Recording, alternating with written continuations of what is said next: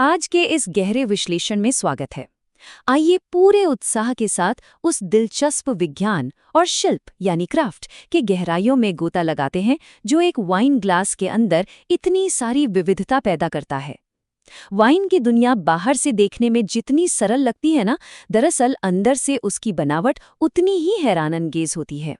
तो चलिए इस सफर की शुरुआत करते हैं।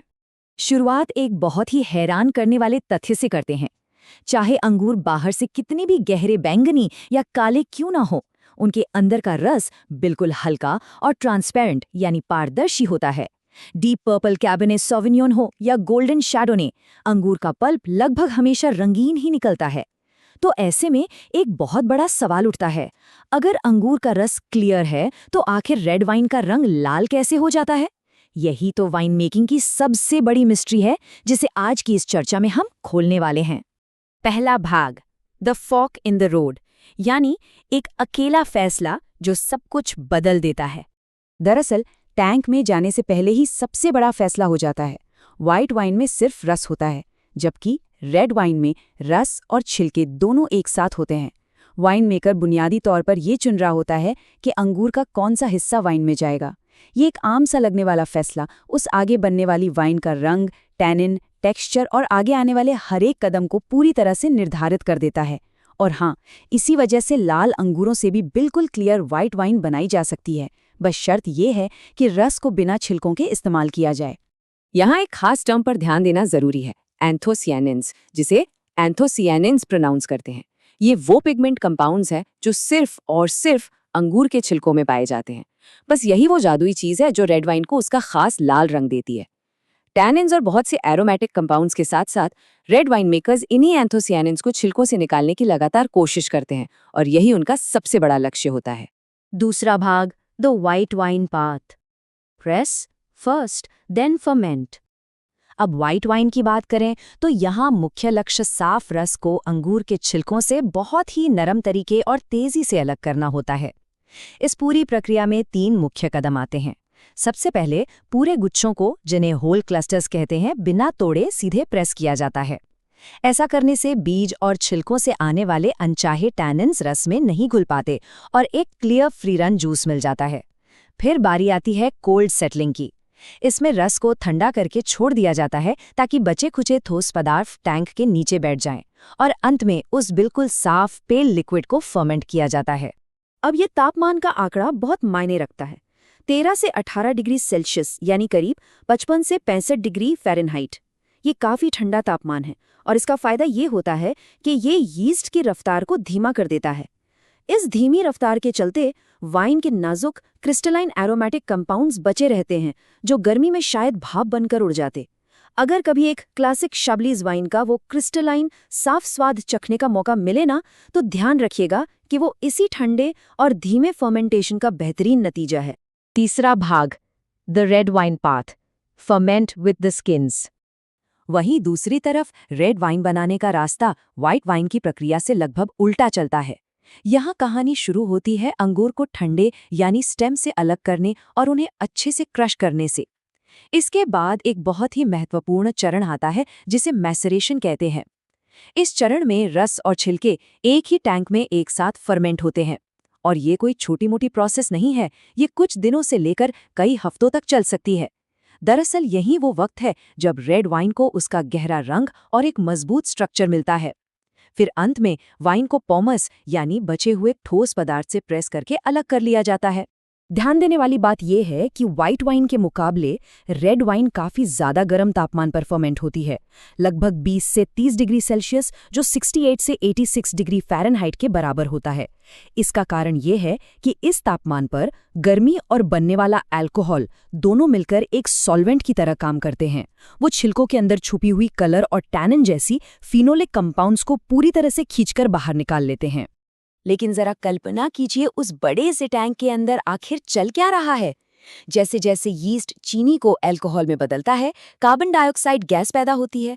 ये गैस अंगूर के छिलकों को जोर से ऊपर की तरफ धकेलती है। इससे सतह पर एक घना तैरता हुआ मास बन जाता है, जिसे हम द कैप कहते हैं। ये कैप रेड वाइन मेकिंग के सबसे चुनौतीपूर्ण कामों में से एक है। सोचिए, टैंक के लगभग 1/3 छिलके रस से बाहर ऊपर हवा में तैर रहे होते हैं। अगर इन्हें उनके हाल पर ऐसे ही छोड़ दिया जाए तो रंग और टैनिन का निकलना रुक जाएगा, टैंक के अंदर गर्मी फंस जाएगी और अनचाहे बैक्टीरिया अपनी जगह बना लेंगे। तो जाहिर है इस कैप को लगातार मैनेज करना पड़ता है। इसके 2 मुख्य तरीके हैं जिन पर वाइन मेकर्स निर्भर करते हैं। पहला तरीका है पंच डाउन, जिसे फ्रेंच में पिजाज यानी पिजाज कहते हैं। इसमें इस कैप को फिजिकल ताकत लगाकर वापस लिक्विड में धकेला जाता है और ऐसा दिन में कई बार किया जाता है। दूसरा तरीका है पंप ओवर या रिमोंटाज। इसमें टैंक के नीचे से क्लियर वाइन को निकालकर उसे एक पंप के जरिए ठीक एक झरने की तरह कैप के ऊपर डाला जाता है। आमतौर पर पंप ओवर ज्यादा जेंटल होते हैं और ऑक्सीजन को अंदर लाते हैं, जबकि पंच डाउन से कहीं ज्यादा एक्सट्रैक्शन होता है। वाइन मेकर अपने हिसाब से इन दोनों का मिलाजुला इस्तेमाल करता है। चौथा भाग, केमिस्ट्री एंड एजिंग, अंतिम वाइन को आकार देना। फर्मेंटेशन पूरा होने के बाद वाइन का आखिरी रूप तय होना शुरू होता है और यहाँ वाइन मेकिंग की एक और दिलचस्प प्रक्रिया होती है जिसे मैलोलैक्टिक फर्मेंटेशन कहते हैं, या लोग इसे अक्सर सिर्फ मालो बुलाते हैं। हैरानी की बात यह है कि ये दरअसल कोई फर्मेंटेशन नहीं है, ये एक बैक्टीरियल कन्वर्जन है जो तीखे मैलिक एसिड को, जैसे एक कच्चे ग्रीन एप्पल की खट्टी आहट, नरम और क्रीमी लैक्टिक एसिड में बदल देता है। इस पूरी प्रक्रिया में एक खास कंपाउंड बनता है जिसे डाइएसिटिल या डाइएस्टिल कहते हैं। व्हाइट वाइन में ये एक बटरी स्वाद लाता है, लेकिन रेड वाइन में यही डाइएसिटिल एक बहुत ही फ्रूटियर और बेरी जैसी गोलाई पैदा कर देता है। अगर ध्यान दिया जाए तो दोनों वाइन्स के बीच के अंतरों को समझना काफ़ी मज़ेदार है। रेड वाइन्स में मैलोलैक्टिक फर्मेंटेशन लगभग हमेशा किया जाता है ताकि टैनिन्स नरम पड़ सकें, जबकि डेलिकेट वाइट वाइन्स जैसे रीस्लिंग में इसे जानबूझकर रोक दिया जाता है ताकि उनका क्रिस्प और फ्रेश स्वाद बरकरार रहे। उसके अलावा ओक बैरल का इस्तेमाल रेड वाइन जैसे किसी बढ़िया नापा कैबिनेट के लिए बहुत आम बात है। अक्सर उन्हें 18 महीने से भी ज़्यादा ओक में रखा जाता है क्योंकि ओक इनका टैनिन्स को एक ज़बरदस्त स्ट्रक्चर देता है। वहीं नाजुक वाइट वाइन्स को ओक के ऑक्सीडेशन से बचाकर रखा जाता है। क्लैरिफिकेशन में भी फ़र्क साफ दिखता है। प्रीमियम रेड्स अक्सर अनफिल्टर्ड होते हैं और उनमें ट्रेडिशनल एग वाइट्स का इस्तेमाल होता है, जबकि वाइट्स में बेंटोनाइट फाइनिंग और एकदम प्रॉपर फिल्ट्रेशन की जाती है ताकि वो बिल्कुल चमकती हुई क्लियर दिखें। लेकिन रुकिए, अब आता है सबसे मज़ेदार हिस्सा, 5वां भाग, ब्रेकिंग द रूल्स। वो दिलचस्प अपवाद जो नियम को ही उल्टा कर देते हैं। क्योंकि ठीक तब जब लगने लगता है कि रेड और वाइट के नियम बिल्कुल पत्थर की लकीर हैं, कुछ एक्सेप्शन सामने आते हैं। ऐसे 3 बेहतरीन नियम तोड़ने वाले उदाहरण हैं ऑरेंज वाइन, ब्लांक दे नोयर और रोजे। ये तीनों मिलकर वाइट और रेड वाइन मेकिंग के बीच की हर दीवार और हर लकीर को बिल्कुल धुंधला कर देते हैं। सबसे पहले बात करते हैं ऑरेंज वाइन की। ये दरअसल सफ़ेद अंगूर होते हैं जिन्हें बिल्कुल रेड वाइन की टेक्निक से बनाया जाता है, यानी छिलकों के बारीक कॉन्टैक्ट के साथ फर्मेंट करके। और क्लियर कर दूं, ये कोई नया इंस्टाग्राम ट्रेंड नहीं है, बल्कि एक प्राचीन कला है जो रिपब्लिक ऑफ जॉर्जिया से आई है। वहाँ तो हज़ारों सालों से रेकतसीली नाम के वाइट अंगूरों को उनके छिलकों के साथ जमीन के अंदर दबे हुए मिट्टी के बर्तनों में, जिन्हें क्वेवरी कहा जाता है, फर्मेंट किया जाता रहा है। इस लंबी प्रोसेस का नतीजा होती है एक एम्बर रंग की खूबसूरत वाइन जिसमें ऐसे ग्रिपी टैनिन्स होते हैं जो किसी वाइट वाइन में होने का सवाल ही पैदा नहीं होता। उसके बाद दूसरी तरफ है ब्लैंक दे नोयर।